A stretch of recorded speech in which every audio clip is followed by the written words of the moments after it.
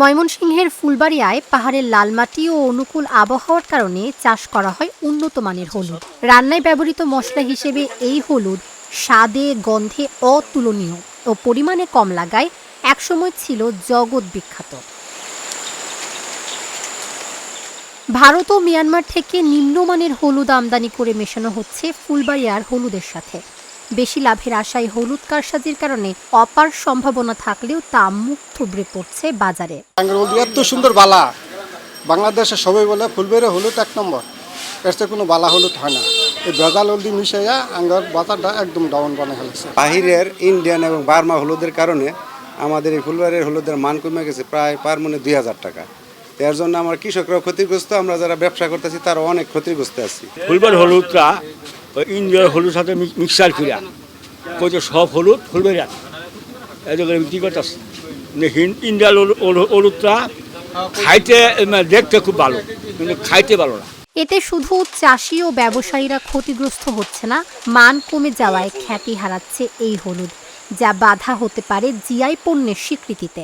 আমরা ফুলবাড়ির মানুষ খুব পরিশ্রম করছি, হলদি করছি 50 টাকা, আমরা খুব দাম পাই না। ফুলবাড়িয়ার হলুদের সাথে মিক্সড করিয়া এগুলা বিক্রি করতেছে, এর জন্য আমাদের এই ফুলবাড়িয়ার হলুদটা দাম কমে গেছে অনেকটাই, চাহিদাও কমে গেছে। যেমন অনেক ভালো ছিল, এখন এটার মানটা অনেকটা কমে গেছে। বাইরে থেকে ব্যবসায়ীরা এসে বাজারে বিক্রি করছে নিম্নমানের হলুদ। ক্ষতি থেকে প্রকৃত কৃষক ও ব্যবসায়ীদের বাঁচাতে প্রশাসনের হস্তক্ষেপ চান জনপ্রতিনিধিরা। বাইরের কিছু হলুদ এসে আমাদের নাম বলিয়া, আমাদের রাঙ্গামাটি ইউনিয়নের হলুদের কথা বলিয়া ওনারা বিক্রি করে, যার কারণে আমাদের এই রাঙ্গামাটি ইউনিয়নের যারা হলুদ কৃষি চাষি তারা ওই ন্যায্য মূল্যের টাকা পায় না। আমি প্রশাসককে বলবো যে আমাদের যে এই রাঙ্গামাটি ইউনিয়নের যে প্রকৃত যে ভালো হলুদ হয়, হলুদের দাম যেন তারা ন্যায্য মূল্যে পায়, এই আশা করি আর কি। কৃষি অফিস বলছে, বাজারে নকল হলুদ বিক্রি বন্ধে প্রশাসনের সহযোগিতায় নেওয়া হবে ব্যবস্থা।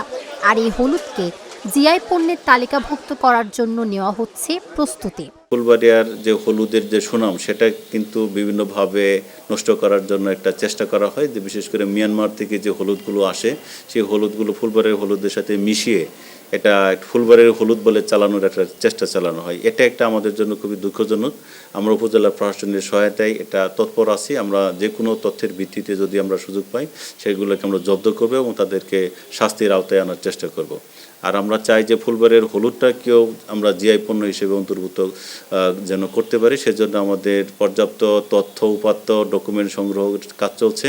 5 বছরের ব্যবধানে এই অঞ্চলে 320 হেক্টর জমিতে কমেছে হলুদের আবাদ। Dhaka journal news desk.